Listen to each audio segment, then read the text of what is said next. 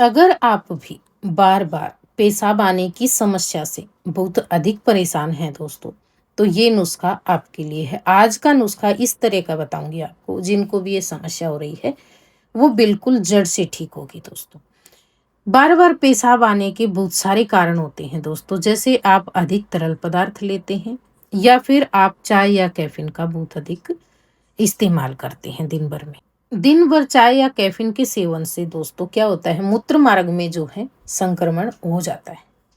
या फिर जैसे मधुमेह या डायबिटीज, अनियंत्रित मधुमेह में उच्च रक्तचाप, शर्करा स्तर के कारण गुर्दे की जो कार्य प्रणाली होती है ना दोस्तों, वो प्रभावित होती है और जिसके कारण बार बार पेशाब आने की समस्या होती है। बढ़ा हुआ प्रोस्टेट, पुरुषों में प्रोस्टेट बढ़ने के कारण ये समस्या जो है मूत्र पथ पर दबाव डालती है, जिससे बार बार जो है पेशाब के जैसा महसूस होता है। खासकर रात में जब आप सोते हैं ना, उस समय आपको ये समस्या ज्यादा परेशान करती है। और इसका एक सबसे आम कारण होता है दोस्तों, जिनको जैसे मधुमेह या डायबिटीज भी नहीं होता, संक्रमण भी नहीं होता, किसी तरह का इन्फेक्शन वगैरह नहीं होता यूटीआई में, तो क्या होता है, जो तनाव होता है, टेंशन होती है, चिंता होती है, जब किसी को इस तरह की समस्या होती है ना, तो उनको भी ये समस्या बार बार होती है दोस्तों। तो आज का नुस्खा हमारा बहुत ही बेहतरीन है। इसको आजमा कर आप अपनी समस्या से बिल्कुल जड़ से छुटकारा पा सकते हो। तो इस नुस्खे के लिए हमने जो यहाँ पे सामग्री ली है ना दोस्तों, वो आप देख रहे हैं। हमारे पास है यहाँ पे बड़ी इलायची। बड़ी इलायची का इस्तेमाल करेंगे। आपने देखा होगा अक्सर बड़ी इलायची का इस्तेमाल जो है खाना बनाते हैं, खाने में, रसोई घर में बहुत ज़्यादा इस्तेमाल जो है किया जाता है। इसमें बहुत ही अच्छी खुशबू होती है, फ्लेवर होता है। तो इसका इस्तेमाल करना सिर्फ खुशबू या फ्लेवर के लिए नहीं होता है दोस्तों, ये आपकी सेहत के लिए भी बहुत ज़्यादा फायदेमंद होता है। तो इसलिए भी इसका इस्तेमाल जो हमारे भोजन में किया जाता है। आज हम जिस समस्या के लिए ये नुस्खा तैयार कर रहे हैं ना दोस्तों, ये है बार बार पेशाब आने की समस्या जिनको होती है उनके लिए।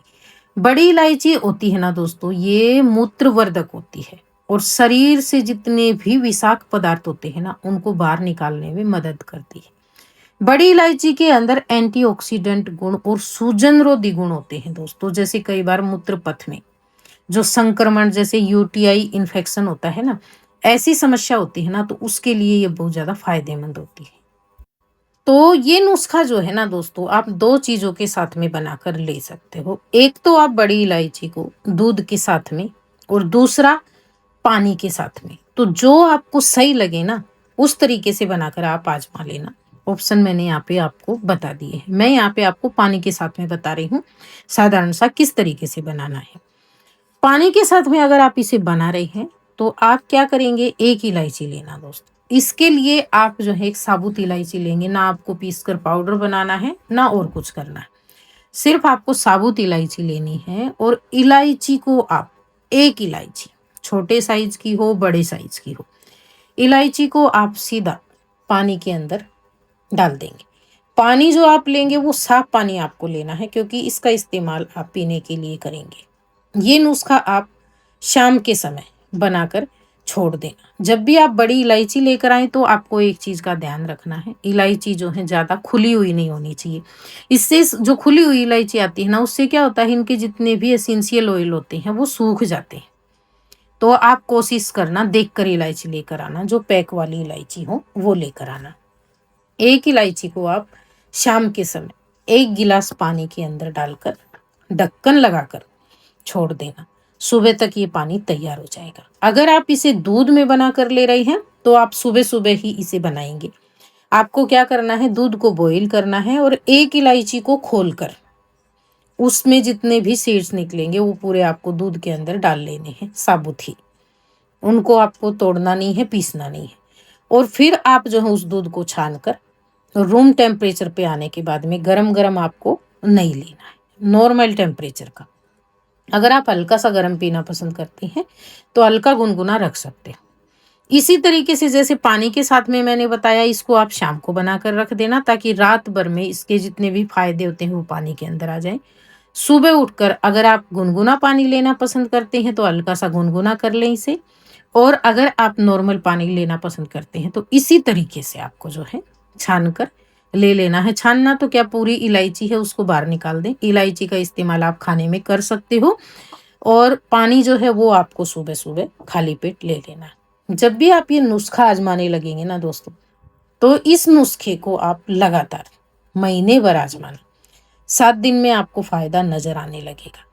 लेकिन पूरी जो समस्या है उसको जड़ से खत्म करने के लिए आप महीने भर आजमाना। अगर किसी की पहले से इस समस्या के लिए दवा वगैरह चल रही है, तो एकदम से आपको दवा बंद करने की ज़रूरत नहीं है। आप दवा के साथ-साथ भी इसे ले सकते हो। जब आपको लगे पूरी तरह से फ़ायदा हो गया है, जो फ़ायदा आपको पहले दवा खाने से नहीं मिल रहा था, इससे आपको पूरा फ़ायदा महसूस होने लगे, फिर आप जो है दवा छोड़ सकते हो और ये नुस्खा कुछ दिन और कर सकते हो। और अगर आप ठीक हैं, तो नुस्खे को महीने भर के बाद में बंद कर सकते हो दोस्तों। बहुत ही बेहतरीन सा उपाय है।